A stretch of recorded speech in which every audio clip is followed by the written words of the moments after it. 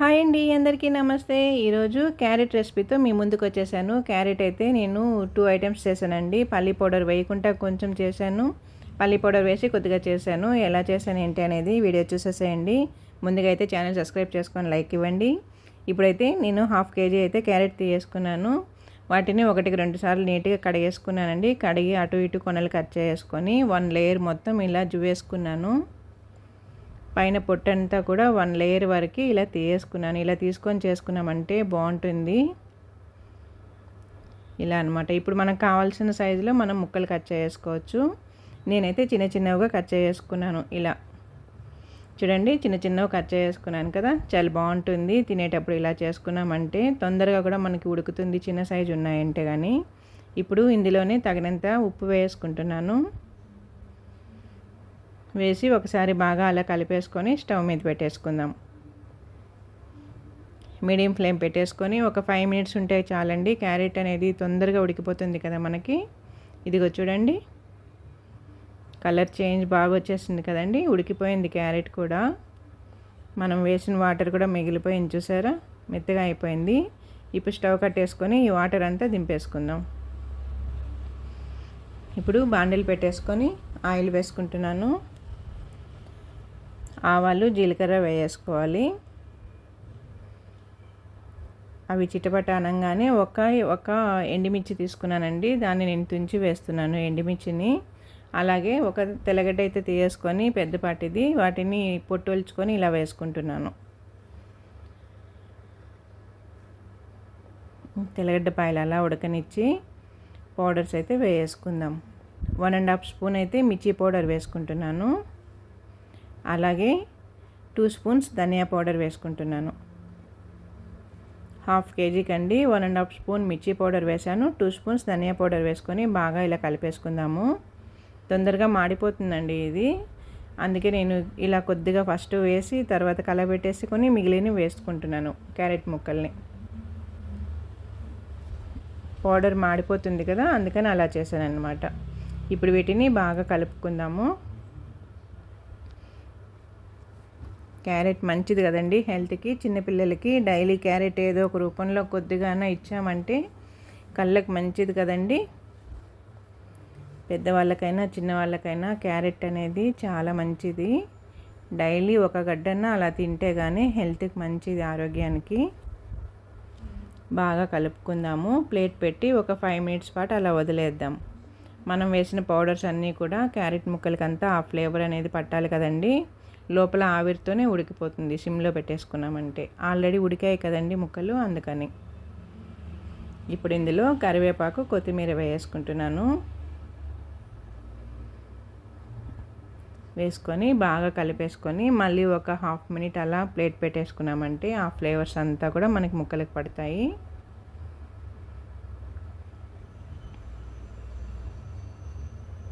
కారం ఏమి ఉండదు కాబట్టి పిల్లలు కూడా బాగా తింటారండి. ఇప్పుడు ఒక 1/2 మినిట్ అలా ప్లేట్ పెట్టి వదిలేద్దాము. అయిపోయిందండి 1 ఐటెం అయితే. ఇప్పుడు నేనైతే కొద్దిగా పక్కకు తీసేసుకుంటున్నాను, పల్లి పౌడర్ వేయకుండా. పల్లి పౌడర్ వేయకుంటే తీసి పక్కకు పెట్టేసుకున్నామంటే అది కావాలంటే రైస్లో కూడా కలుపుకొని తినచ్చు, చాలా బాగుంటుంది. డైరెక్ట్గా రైస్ వేసుకొని కూడా తినేసేయచ్చు అనమాట, బాగుంటుంది. మిగిలిన దాంట్లో వచ్చి పల్లి పౌడర్ వేసి మళ్ళీ కాసేపు అలా పెడుతున్నాను, 1 మినిట్ వరకు అలా. పౌడర్స్ వేసాక మళ్ళీ 1 మినిట్ పాటు అలా పెట్టి కలబెట్టేసుకొని తర్వాత స్టవ్ కట్టేసుకుంటున్నానండి. చాలా బాగుంటుంది ఇదైతే. చపాతీలోకి, రైస్లోకి, సైడ్ డిష్కి దానికి బాగుంటుంది అనమాట తినడానికి. వేడి వేడి అన్నం పెట్టేసుకొని రసం కానీ గడ్డ పెరుగు కానీ వేసుకొని ఇలా పల్లి పౌడర్ వేసిన ఫ్రై పక్కకు పెట్టేసుకొని తిన్నామంటే సూపర్గా ఉంటుంది కదా. చాలా బాగుంటుంది, చూసారా. ఎక్కడ కానీ చెమ్మ అనేది లేదు, చూసారా అండి. ముక్కకి డ్రైగా అయిపోయింది కదా మొత్తం కూడా. ఇది సైడ్ డిష్కి పెట్టుకొని తిన్నామంటే సూపర్గా ఉంటుంది. చూడండి, ఎక్కడ అసలు చెమ్మ అనేది లేదు ముక్కలకి. క్యారెట్ ఫ్రై చాలా బాగుంటుంది. ఇలా చేశారంటే ఒకసారి ట్రై చేసి చూడండి. ఈ వీడియో కానీ మీకు నచ్చినట్లయితే నా ఛానల్ సబ్స్క్రైబ్ చేసుకొని లైక్ ఇవ్వండి. ట్రై చేయండి, చాలా బాగుంటుంది. ఎంత డ్రైగా ఉందో చూసారా, అసలు ముక్కకి టచ్ అనేది లేకుండా సపరేట్ ఉన్నాయి కదండి. చాలా బాగుంటుంది తినేటప్పుడు కూడా. చారన్నంలోకి కానీ గడ్డ పెరుగు కానీ చాలా బాగుంటుంది. పల్లి పౌడర్ వేయకుండా ఉన్నది డైరెక్ట్గా మనం రైస్ కలుపుకోవచ్చు. ఇదిగో చూడండి, ఇది నేను ఇందులో పౌడర్స్ వేయలేదు, ఇది రైస్లో కలుపుకొని తిన్నామంటే బాగుంటుంది. 2 ఐటమ్స్ మీకు నచ్చిందని అనుకుంటున్నా. నేనైతే ముందుగా అరటికాయలు అయితే 3 తీసుకున్నానండి, మీడియం సైజువి ఇవి. ఇప్పుడు వీటిని కట్ చేసుకొని వీటి తొక్కంతా కూడా నీట్గా క్లీన్ చేసుకుందాం. ఫస్ట్ ఒకసారి పైన వాష్ చేసుకున్నాను, తర్వాత తొక్కు తీస్తున్నానండి. చూసారా, అలా పైనే నైఫ్ పెట్టి చిన్నగా అలా అన్నామంటే నీట్గా వచ్చేస్తుంది మనకి. ఈ విధంగా 3 కూడా నీట్గా తొక్కు తీసుకుంటున్నాను. తీసాక మళ్ళీ ఒకసారి వాష్ అయితే చేయాలండి, ఎందుకంటే అది కొంచెం బంకగా అనిపిస్తుంది కదండి తొక్కు. చూసారా, ఒకసారి వాష్ చేసాను. ఇప్పుడు వీటిని సెంటర్లోకి ఒక లైన్ కట్ చేసుకొని చిన్న చిన్న ముక్కలు కట్ చేసుకుందాం. మనం ఇందులో ఆనియన్స్ వేస్తున్నాం కదండి, అందుకని నేను ఇలా చిన్నగా కట్ చేసుకుంటున్నాను. ఆనియన్స్ కానీ లేకుండా ఉంటే అరటికాయ మనం రౌండ్గా కట్ చేసుకొని ఫ్రై చేసుకుంటే బాగుంటుంది. నేను ఇందులో ఆనియన్స్ వేసేదాని వల్ల ఇలా చిన్నగా కట్ చేసుకుంటున్నాను. చాలా బాగుంటుందండి. చూసారా, ముక్కలు నీట్గా కట్ అయిపోయాయి కదా. చూడండి, అన్ని కాయలు కట్ చేసుకున్నాను. ఇప్పుడు బాండిల్లో పెట్టేసుకుందాము. కొద్దిగా నీళ్ళు తీసేసుకొని అందులోకి వేసుకుంటున్నాను. ఉడకబెట్టుకోవాలండి, తొందరగా ఉడికిపోతుంది అరటికాయ. 5 మినిట్స్లో రెడీ అయిపోతుంది. తగినంత ఉప్పు కూడా వేసుకుంటున్నాను. ఉప్పు వేసి ఒకసారి బాగా అలా కలుపుకొనేసి స్టవ్ మీద పెట్టేసుకుందాం. తొందరగా అయిపోతుందండి అరటికాయ, 5 మినిట్స్లో రెడీ అయిపోతుంది మనకి. చూసారా, ఇప్పుడు మీడియం ఫ్లేమ్ పెట్టేసుకుందాము. అది ఉడికేసరికి దానికి కావాల్సిన ఆనియన్స్ అవి మనం కట్ చేసుకుందాం. ఇప్పుడు ఇదిగోండి, నేనైతే మీడియం సైజ్ ఆనియన్స్ 2 తీసుకున్నాను. వీటిని కూడా పొట్టు ఒలుచుకునేసి చిన్నగా కట్ చేసుకుందాం.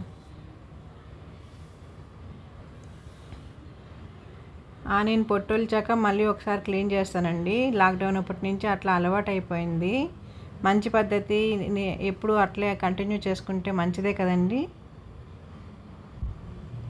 లాక్డౌన్ ముందరైతే ఒకసారి క్లీన్ చేసుకునే వాళ్ళము, ఇప్పుడైతే ఫస్ట్ క్లీన్ చేసి మళ్ళీ కట్ చేసి క్లీన్ చేస్తున్నాను అనమాట. ఇదిగోండి, కట్ చేసి కూడా మళ్ళీ ఒకసారి వాష్ చేసాను వాటిని. ఇప్పుడు వీటిని సన్నగా కట్ చేసుకుందాం.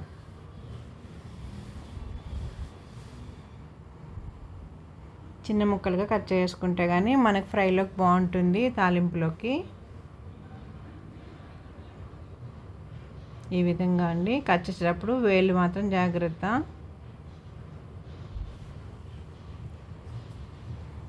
నీట్గా ఇలా కట్ చేసుకోవాలి అన్నింటినీ కూడా.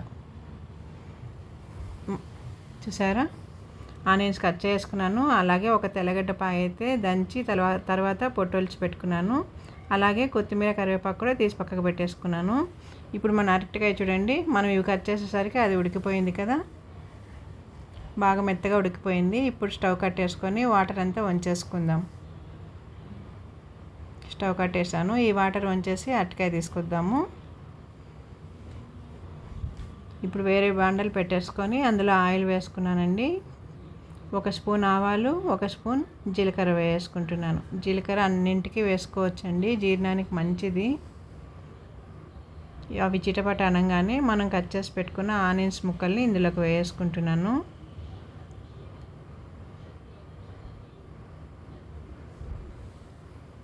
ఇప్పుడు వాటిని బాగా వేపేసుకోవాలి. ఆనియన్ తొందరగా వేగాలంటే నేనైతే ముందుగా పసుపు అయితే వేసుకుంటాను, తొందరగా అవుతుంది ఆ పని కూడా అనేసి. చూసారా, పసుపు వేసుకుంటున్నాను. ఎప్పుడైనా పని తొందరగా అవ్వాలి, ఎక్కువ వర్క్ ఉంది అన్నప్పుడు ఇలా వెంటనే వేసుకున్నామంటే ఆనియన్ ఉడికేది కాదండి, వేగేది కూడా బాగా వేగుతుంది తొందరగా. చూసారా, వేగిపోతుంది కదా. ఇప్పుడు దీంట్లో తెల్లగడ్డపాయలు దంచి తీసుకున్నాను కదండి, అవి కూడా వేసుకుంటున్నాను. ఫస్ట్ దంచి తర్వాత పొట్టొలిచాను అనమాట తెల్లగడ్డపాయల్ని. వాటి లోపల ఉన్న రసం అంతా కూడా మనకి ఫ్రైలోకి బాగా వస్తుంది కదండి. అలాగే వేసామంటే పాయగానే ఉంటుంది, అందుకే ఒకసారి దంచి వేస్తానన్నమాట ఇలా ఫ్రైలకు మాత్రం. ఇప్పుడు 1½ స్పూన్ అయితే మిర్చి పౌడర్ వేస్తున్నాను, అలాగే 1½ స్పూన్ ధనియా పౌడర్ వేసుకుంటున్నాను. 1½ స్పూన్ వేసుకొని బాగా కలిపేసుకోవాలండి. ఆనియన్స్కి అంతా కూడా మనం వేసిన పౌడర్ అంతా పడుతుంది. చాలా బాగుంటుందండి ఆనియన్స్ వేసుకొని అరటికాయ చేసామంటే ఫ్రై అనేది. నాలాగా ఎంతమంది చేస్తారు మీరు కూడా ఆనియన్స్ వేసి ఫ్రై? పల్లీ పౌడర్ కూడా అవసరం ఉండదండి, ఆనియన్ వేసామంటే సూపర్ టేస్ట్ ఉంటుంది. ట్రై చేయండి తెలియని వాళ్ళు ఉంటే. కానీ బాగా వేపేసుకున్నాం కదా, ఇప్పుడు మనం ఉడకబెట్టి తీసుకున్న ముక్కల్ని తీసుకొచ్చి ఇందులోకి పెట్టేసుకుందాం. మెత్తగా ఉడికిపోయాయి కదండి, ఇదే విధంగా ఉడకాలన్నమాట. అప్పుడే మనకి వేపుడు బాగా వస్తుంది. అటు మరీ మెత్తగా ఉడకలేదు, ఇటు అలానే గట్టిగానే లేదు కదండి, మీడియం ఉడికిపోయింది. నెమ్మదిగా అలా కలబెట్టేసుకుందాము.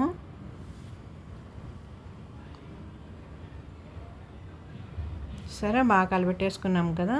ఇప్పుడు ఒక 2-3 మినిట్స్ అలా ప్లేట్ పెట్టి వదిలేద్దామండి. మనం వేసిన పౌడర్స్ అంతా కూడా అరటికాయకి అంతా పట్టాలి కదా, ఫ్లేవర్స్ అంతా.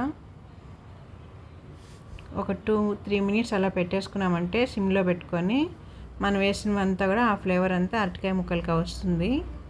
చూసారా, ఆవిరితోనే బాగా ఉడుకుతుంది ఇంకా లోపల. అది చాలా మంచిదండి, పీచు పదార్థం కదండి, అరటికాయ తింటే హెల్త్కి మంచిది.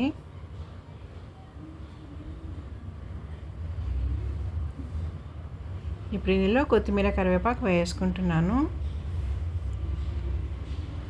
ఒకసారి మళ్ళీ బాగా కలబెట్టేసుకుందాము. పిల్లలు కూడా ఇష్టంగా తింటారండి ఇలా చేసి పెట్టామంటే.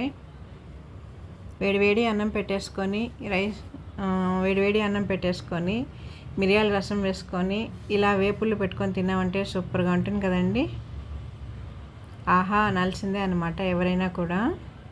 ఇప్పుడు మళ్ళీ 1 మినిట్ పాటు ప్లేట్ పెట్టేసుకుందాం. అంతే అండి, పల్లీ పౌడర్ కావాలంటే మీరు ఇప్పుడు యాడ్ చేసుకోవచ్చు, వద్దు అనుకుంటే ఇలాగే తినేసేయచ్చు. నేనైతే వేయట్లేదు, స్టవ్ కట్టేసాను.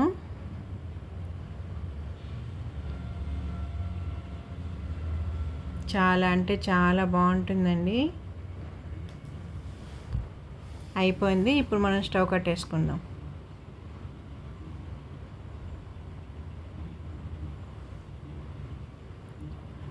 అరటికాయ ఇష్టపడని వాళ్ళు ఉండరు కదండి, నాకు తెలిసి అయితే అందరికీ ఇష్టమే అనుకుంటాను.